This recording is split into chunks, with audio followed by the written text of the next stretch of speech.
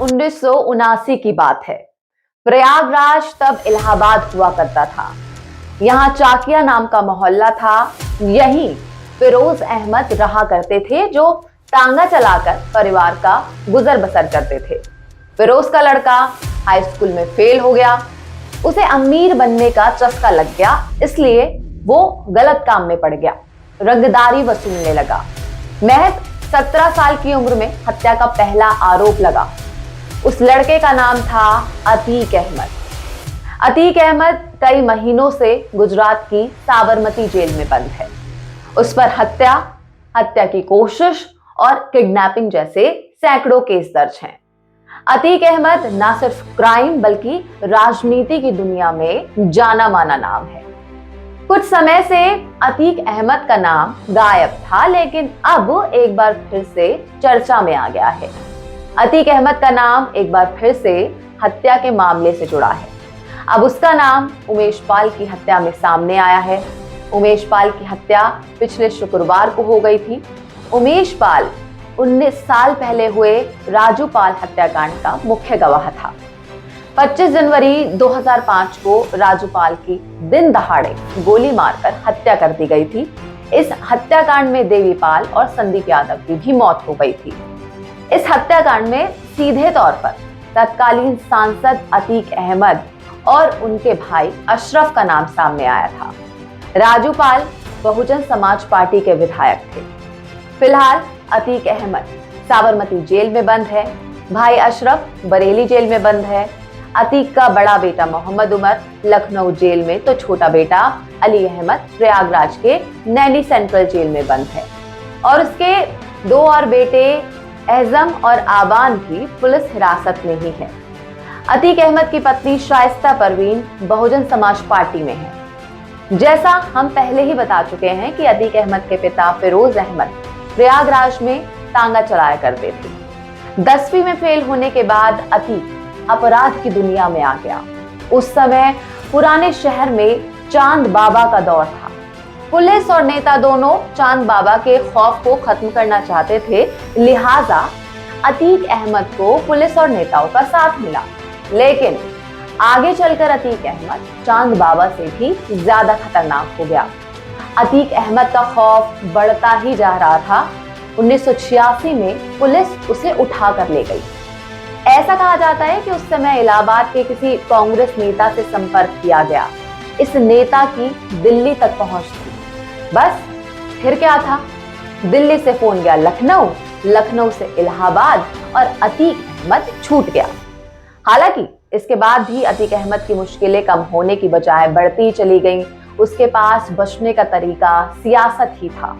1989 में अतीक अहमद ने निर्दलीय उम्मीदवार के तौर पर इलाहाबाद पश्चिमी सीट से विधानसभा चुनाव लड़ा और जीत गया। अतीक अहमद ने निर्दलीय उम्मीदवार के तौर पर राजनीति की शुरुआत की थी। बाद में समाजवादी पार्टी ज्वाइन कर ली, फिर अपना दल में गया। अतीक 5 बार विधायक और 1 बार फूलपुर से लोकसभा सांसद चुना गया।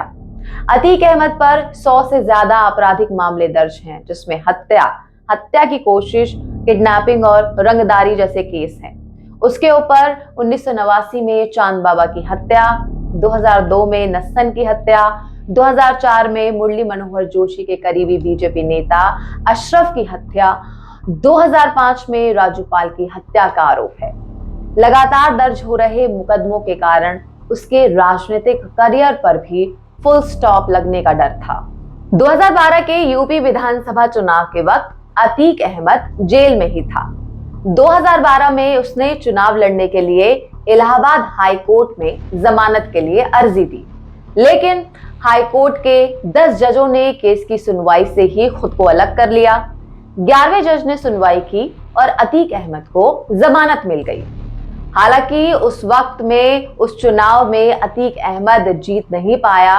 उसे राजू पाल की पत्नी पूजा पाल ने हरा दिया था।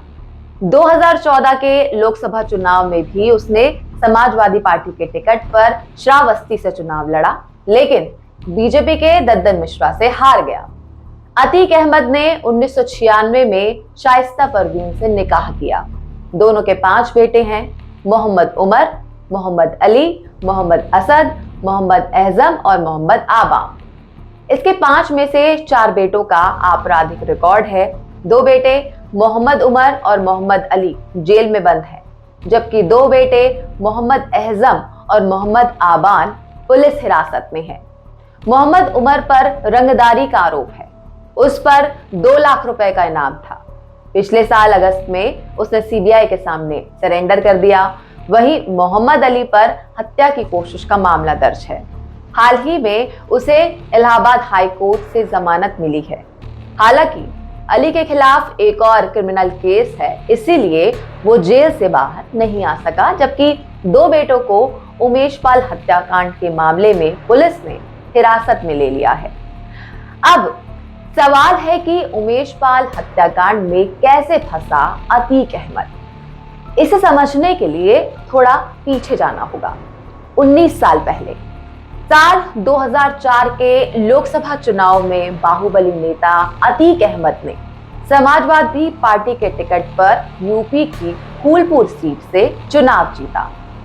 उस वक्त अतीक अहमद इलाहाबाद पश्चिम सीट के विधायक भी थे। अतीक अहमद सांसद बने तो विधायकी छोड़नी पड़ी। उपचुनाव में समाजवादी पार्टी ने अतीक अहमद के छोटे भाई अशरफ को उम्मीदवार बनाया, जबकि बसपा की ओर से राजूपाल मैदान में थे। उपचुनावों में राजूपाल की जीत हुई। राजूपाल पहली बार विधायक बने थे। 25 जनवरी 2005 को दिन दहाड़े गोली मारकर उनकी हत्या कर दी गई। इस हत्याकांड में अतीक अहमद और अशरफ का नाम सामने आया। राजूपाल हत्याकांड के मुख्य गवाह उमेश पाल थे। उन्हें धमकियां भी मिलती थी, जिसके बाद अदालत के आदेश पर उमेश पाल को यूपी पुलिस की तरफ से सुरक्षा के लिए 2 गनर मिले थे। उमेश पाल की पत्नी जया पाल ने आरोप लगाया कि 2006 में अतीक अहमद और उसके साथियों ने उनके पति को अदालत में उनके पक्ष में गवाही देने के लिए धमकाया था। शुक्रवार को राजूपाल हत्याकांड की सुनवाई से जब उमेश पाल और उनके 2 गनर लौटे, तभी उन पर हमला हुआ। हमलावरों ने पहले बम फेंका और फिर कई राउंड फायरिंग की।